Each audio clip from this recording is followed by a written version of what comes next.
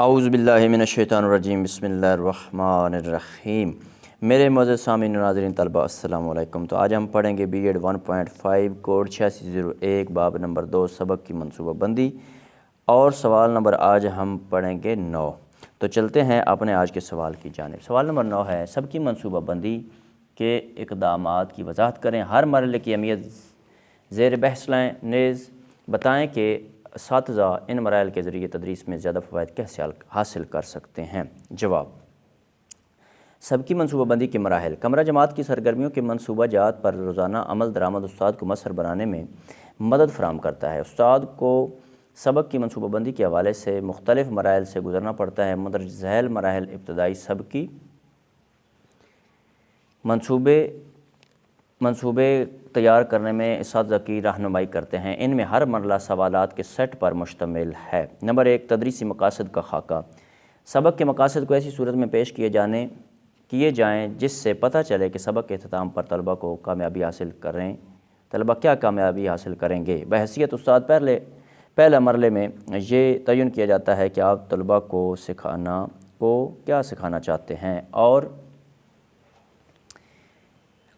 انہیں جماعت کے اختتام پر کس قابل بنانا چاہتے ہیں۔ طلبہ کے تعلم کے حوالے سے اپنے مقاصد کو صراحت کے ساتھ بیان کرنے کے لیے مندرجہ ذیل سوالوں کے جواب دینے چاہئیں۔ نمبر 1، سبق کا عنوان کیا ہے؟ نمبر 2، طلبہ کو آپ کیا سکھانا چاہتے ہیں؟ نمبر 3، کلاس کے اختتام تک آپ طلبہ کو کیا سمجھانا چاہتے ہیں اور انہیں کس قابل دیکھنا چاہتے ہیں؟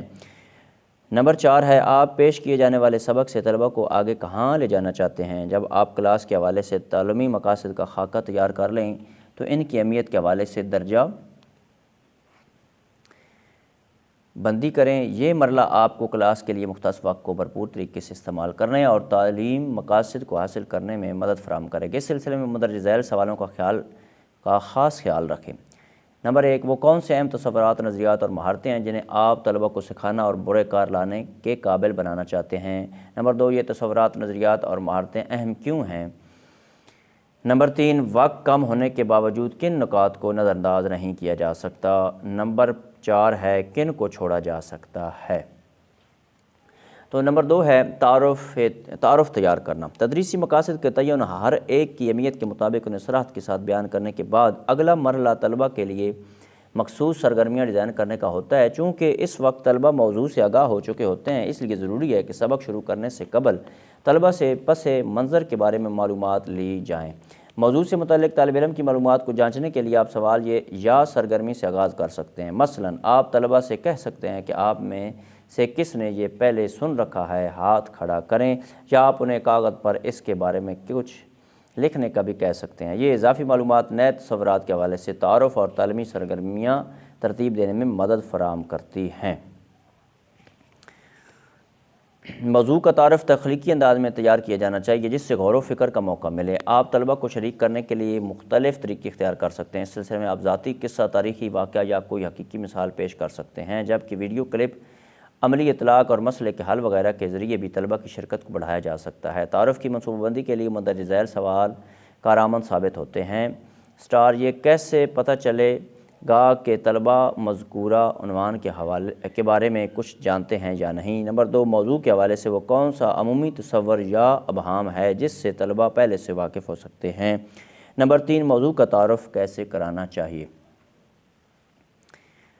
نمبر 3 ہے، مخصوص تدریسی سرگرمیوں کی منصوبہ بندی۔ سبق کا مرکزی حصہ۔ موضوع یا تصور کو واضح کرنے کے لیے متعدد اور مختلف مثالیں تیار کریں تاکہ ہر طالب علم کی توجہ حاصل کی جا سکے۔ سبق کے لیے مثالوں اور سرگرمیوں کی منصوبہ بندی کے بعد ایک اندازہ مقرر کریں کہ ہر مثال یا سرگرمی پر کتنا وقت لگے گا۔ مختلف قسم کے مسائل کو بھی مد نظر رکھیں، جبکہ طلبہ کو حاصل ہونے والے فہم کی جانچ کے لیے بھی وقت مختص کریں۔ مندرجہ ذیل سوالات تعلیمی سرگرمیوں کی ڈیزائننگ میں کارآمد ثابت ہوتے ہیں۔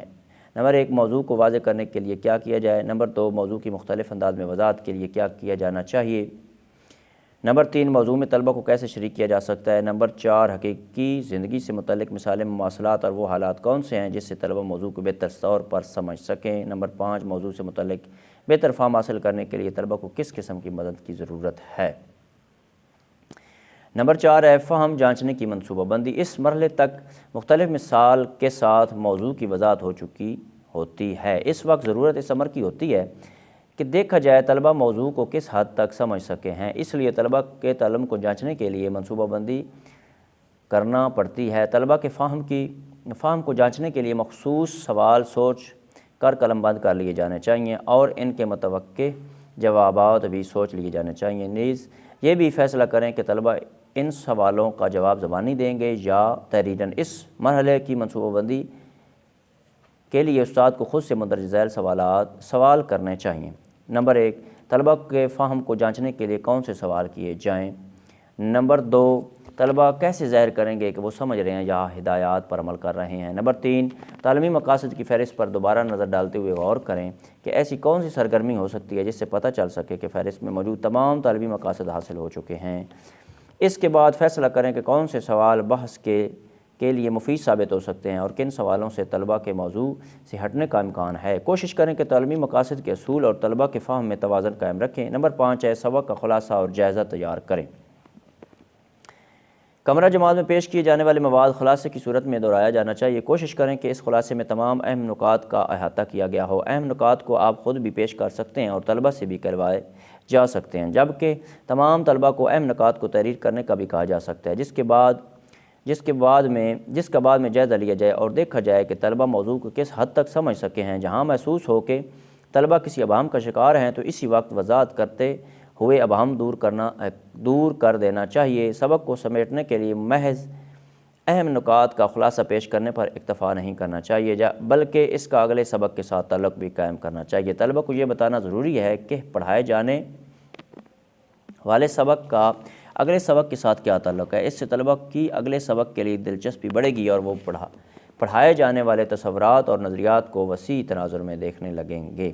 نمبر 6، حقیقت پسندانہ ٹائم کی حد بندی تشکیل دیں۔ حقیقت پسندانہ ٹائم لائن استاد کی لچک اور مستعدی کی عکاسی کرتی ہے۔ اس سے جماعت کے ساتھ مطابقت اختیار کرنے اور ماحول کو تعلم افزا بنانے کے لیے استاد کو مدد ملتی ہے۔ حقیقت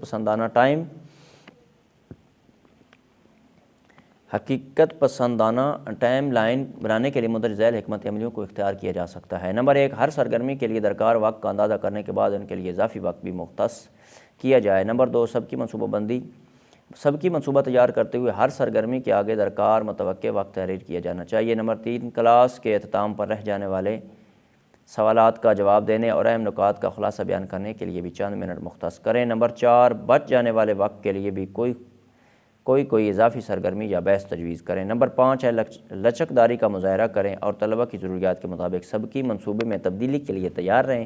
حقیقی پلان پر کاربند رہنے کے لیے بجائے طلبہ کے مفاد کو پیش نظر رکھیں۔ تو میرے معزز سامعین و ناظرین طلبہ، اگر آپ کو میری یہ کاوش پسند آئی ہے تو میرے اس چینل اردو ادب اور ادب کو سبسکرائب کر لیں تاکہ آنے والی مزید سوالات پر مشتمل ویڈیوز آپ کو آسانی سے مل سکیں۔ اللہم صلی علی محمد و علی محمد، والسلام۔